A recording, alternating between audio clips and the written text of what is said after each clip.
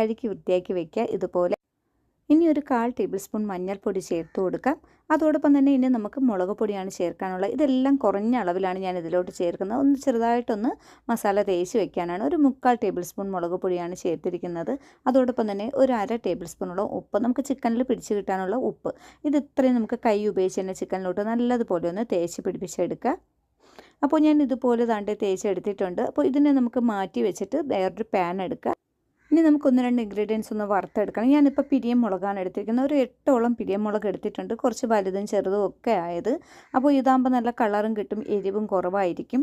അപ്പോൾ ഇനി അടുത്തത് ഞാനിനി സാധാ മല്ലിയാണ്, നമ്മുടെ പച്ച മല്ലി ഉണ്ടല്ലോ, അതൊരു 3/4 ടേബിൾ സ്പൂൺ ചേർത്ത് കൊടുത്തിട്ടുണ്ട്.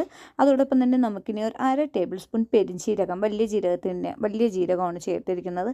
ഇനി നമുക്ക് ചെറിയ ജീരകം ഉണ്ടല്ലോ, അതൊരു 1/4 ടേബിൾ സ്പൂണോളം അതും ചേർത്ത് കൊടുക്കാം. ഒരു ചെറിയ ബേ ലീഫ് ചേർത്ത് കൊടുക്കാം. വലുതാണെങ്കിൽ